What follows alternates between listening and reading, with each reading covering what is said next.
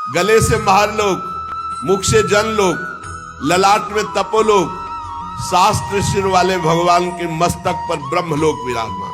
विराट भगवान इतने बड़े हैं, उन्हीं से सारे लोग घिरे हुए हैं। जितने भी इंद्रादि देवता वो सब भुजा में, जितनी भी दिशाएं वो सब कान से, जितने भी शब्द वो सब श्रवणेंद्री से, अश्वनी कुमार नासिका के छिद्र से, गंध घ्राणेंद्री और धधकती हुई अग्नि की ज्वाला भगवान के मुख से, भगवान के नेत्र से अंतरिक्ष और नेत्र से ही सूर्य और देखने की शक्ति ये प्रकट हुई। दोनों पलके खुलना और बंद होना,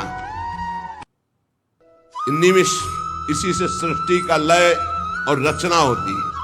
इसी से रात और दिन का विभाग प्रकट हुआ। भ्रू विलास मात्र से ये सब रचना होती है और नष्ट हो जाती है। भ्रकुटी विलास सृष्टि लय होई। भगवान के तालु से जल का प्रादुर्भाव और रस का प्रादुर्भाव हुआ, और वेदों को भगवान की श्वासों से प्रादुर्भाव। जाकी श्वास वेद श्रुति चारी। यमराज का प्रादुर्भाव भगवान की दाढ़ों से हुआ। सब प्रकार की आसक्ति दांत से प्रकट हुई, और जगन मोहिनी माया का प्रादुर्भाव मुस्कान से हुआ। और ये अनंत सृष्टि एक कटाक्ष से प्रकट हुई विराट भगवान की। ऊपर के ओंठ से लज्जा, नीचे के ओंठ से लोभ, छाती से धर्म, पीठ से अधर्म भगवान के प्रकट हुए। प्रजापति जनेन्द्री से प्रकट हुए।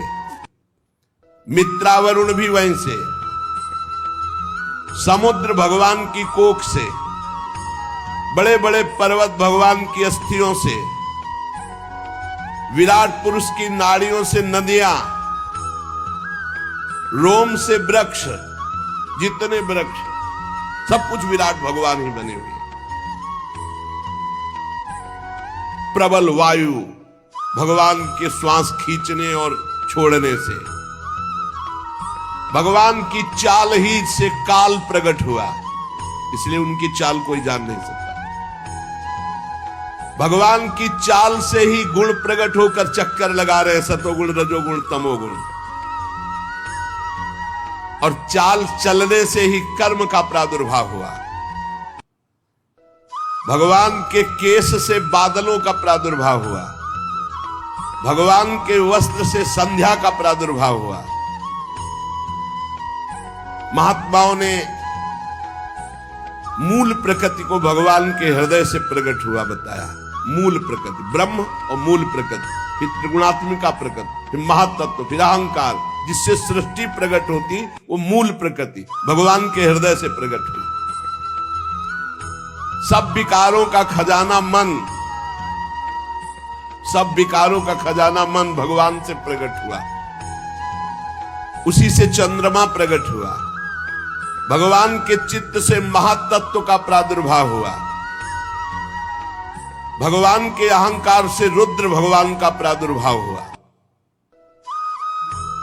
भगवान के नखों से घोड़े, खच्चर, ऊंट, हाथी, इनका प्रादुर्भाव हुआ।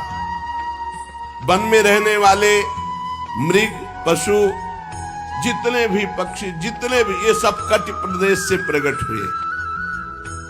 तरह तरह के पक्षी, उनकी अद्भुत रचना कौशल, ये सब कट प्रदेश से।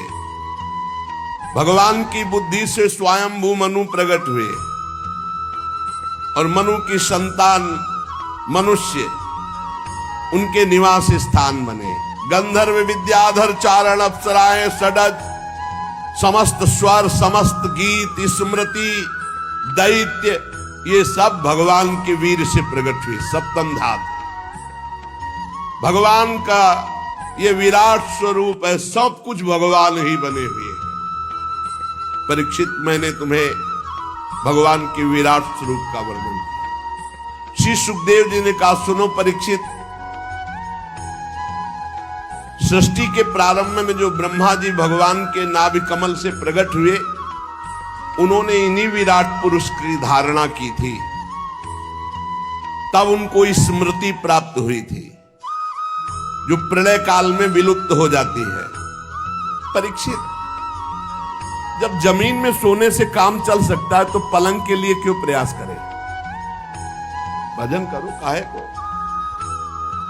जब भुजा भगवान ने दी है, उससे तकिया का काम चल जाता है, तो तकिया लाने की आवश्यकता क्या है? भजन के लिए जन्म हुआ, भजन के लिए।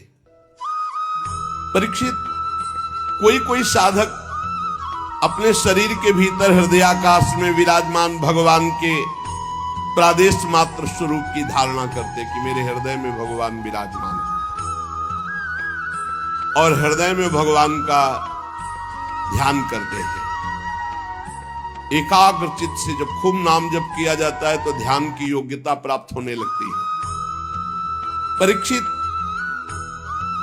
और एक जब योगी पुरुष अपने शरीर को छोड़ना चाहे, योगी जिसने योग किया है अष्टांग योग,